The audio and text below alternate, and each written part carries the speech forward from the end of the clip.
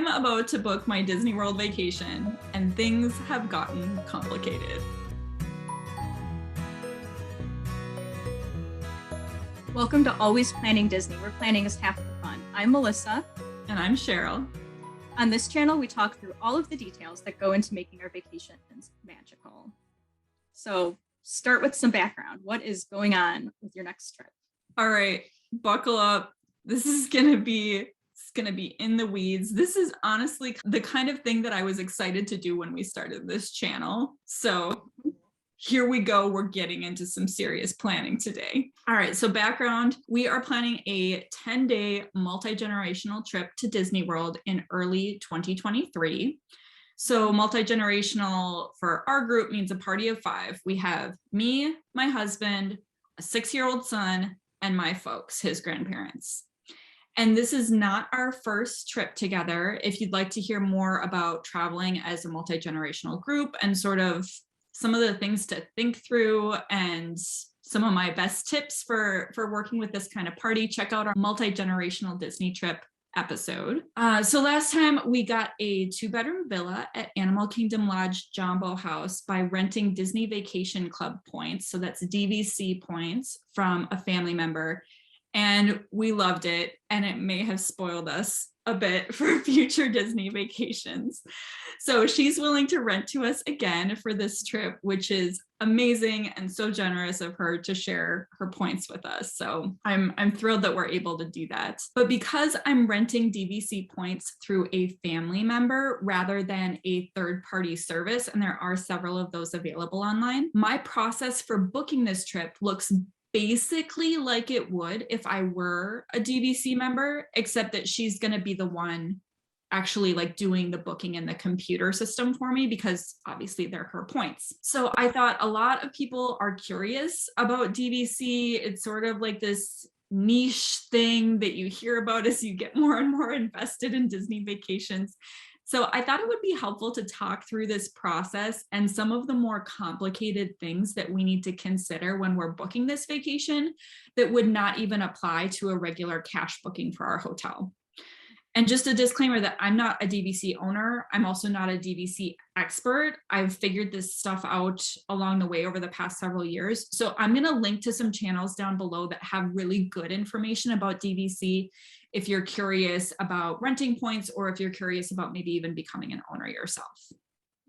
This will be very, very helpful. As we've talked about, we are looking at renting DVC points, but taking the very traditional route of doing it through a third party. It's still new to me though, so I'm excited to learn more. And I know that on your plan, things have gotten a little twisted since we've last talked about your preferred places to stay. So what's been going on?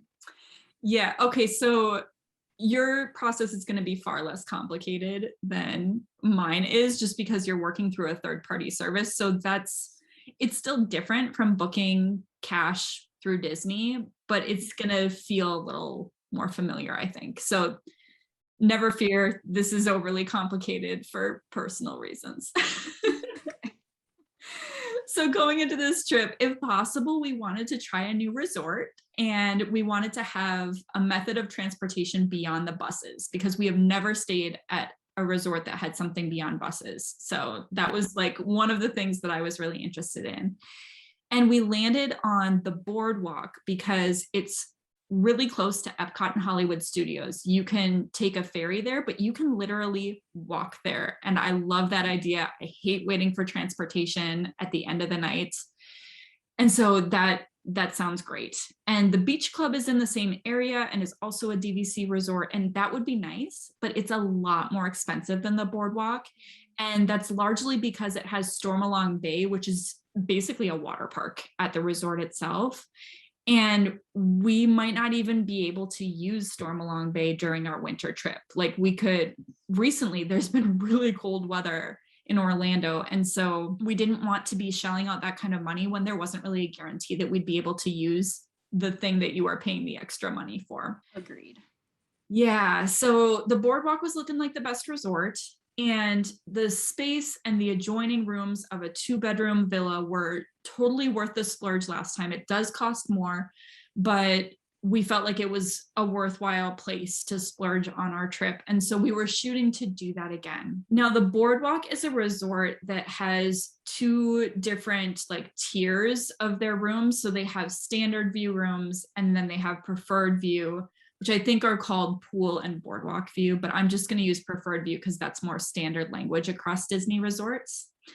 And they don't have a ton of standard view 2-bedroom villas, so they fill up really quickly. So that means that we were budgeting for a preferred view, just assuming that we probably would not be able to get a standard view. All right, so that's what we were hoping for. DVC members are able to book at their home resort 11 months in advance, and at the other resorts, 7 months in advance. The Boardwalk is not our family member's home resort. So that meant that we were going to have her book us at her home resort at 11 months so that we could lock in those dates and just know, okay, we have a place to stay, even if other places are filled up and we can't switch, we have a place to stay. And then at 7 months, we would have her switch that reservation over to the Boardwalk as long as there's availability for her to do so. Because between 11 and 7 months, it could fill up with people who that's their home resort, right? So we might not be able to, but it looked like historically we probably would. That's the plan. Which is terrifying to me, to like book dates and then not know if you're going to end up at the place that you want to end up at. I guess in looking back at it, you have a place to stay. At least there's that, but the availability question makes me nervous. And I know in addition to that, it only gets more complicated for you. It only gets more complicated, but I'll say before I move on to the more complicated, that this is why when people are buying into the Disney Vacation Club, the advice is typically to buy at the home resort where you would like to stay, because that's where you can book at 11 months. And so ideally you buy at a place where you would be really happy with vacationing a lot, because again, there's no guarantee that you're going to be able to move a reservation over to one of the other resorts. And really, no matter what, it's a deluxe Disney resort, we're going to have a good time. So yeah. It's not all that big of a deal in the end. True. Okay, so more complexity. Under normal circumstances, my original plan would have worked, but we're not living in normal times at all. So DVC members' interest in the timeshare, and this is a timeshare program, it gives them a certain number of points each year that they can use to book rooms. So like they have purchased a number of points that basically like replenish each year of their contract. And with the way the program works, they typically have access to up to 3 years worth of points. So they can bank last year's points to use them this year. They obviously can use the current years, and then they can also borrow from next year's points. So you could buy a smaller contract and go to Disney World every 3 years and use all 3 years of your points if you kind of did it right. But things are still really wonky with COVID at Disney. And obviously we saw that with those insane crowds at the end of January. Like things are not normal at Disney World right now. That's normally a quiet time to visit, and it looked like Christmas there. So because everything is still a little weird, as of right now, DVC is only allowing members to borrow half of their points from the next year, whereas they can usually borrow all of them. So there's a restriction on how many points you're able to borrow. And we have no idea when this rule is going to go back to normal. I assume it will, because it's a timeshare. And so there are like rules that govern how the timeshare functions. So I don't know that they could change this forever, but we don't know when it's going to change. So with that borrowing restriction in place, our family member has about 3/4 of the points that we would need for our preferred view 2-bedroom villa at the Boardwalk. So basically we needed to come up with a backup plan that used fewer points in case this restriction doesn't ease up.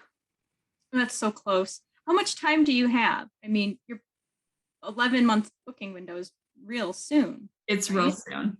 Yeah, it's real soon. And she actually said she would call to DVC the day that she can book for us, and she'll check and see if it has changed. She's so kind to do all of this, because we even felt bad asking her to like switch it at the 7 month, but she's She's very kind. All right. So what are you looking at instead now? All right. So right now, basically, we're just developing a backup plan that uses our family members' home resorts, because that's what she can book at 11 months. And really a lot could change between now and when we get to that 7-month window. So like, maybe it turns out that they lift that restriction and we have all the points we need to do our original plan and they have availability, and great. Right? But we need to have an initial booking that we'd be happy with, even if we couldn't change it later on. Right? So we want something that it's like, okay, if this is what we're like stuck with, again, it's Disney Deluxe resorts, it'll still be good. But even if we're stuck with this, we want to be happy with it, because like this is a time of year that historically has had a lot of availability at that 7-month window. But because Disney has been so crazy unpredictable this year, I don't want to count on that. I want to be happy with what we have. So additional wrinkle is that our family member actually has 2 home resorts because she has 2 DVC contracts. So it's not like she just has at 1 resort, she actually has at 2. And you can only use, a DVC member can only use the points for each home resort at that home resort at the 11-month window. So it's not like because, she as an owner has all of her points and she has 2 home resorts, she can put all of them to one or the other. She has to use like the points that are designated for one for that and the points that are designated for the other for that. That's just how the system works. So this means that we're going to initially book a split stay at Saratoga Springs Resort and Animal Kingdom Lodge. We totally loved Animal Kingdom Lodge last trip, and we're actually liking the look of the pools at Saratoga Springs. We weren't too excited about Saratoga Springs, to be honest. We don't love the theming. It doesn't have another mode of transportation, that kind of stuff. But the pools look super nice, and you can get to Disney Springs really easily for hot cookie hour at Gideon's Bakehouse. Like, that's a win. So we'd be stuck with that bus only transportation, but I think we'd still be pretty darn happy with this booking. Now, getting standard view 2-bedroom villas is not going to fit in with the restricted points budget that we're working with, which is too bad, because we like knowing that our rooms will adjoin, because like I said in the last episode, we're going to have some date nights. It's much easier to do date night when we have adjoining rooms, and they can very easily put our son to bed and then go and hang out in their room. So that's too bad. But because it's the 11-month home resort window, she might be able to get us a value 2-bedroom villa at Animal Kingdom Lodge. Those go really quickly because there aren't that many of them and they're less expensive.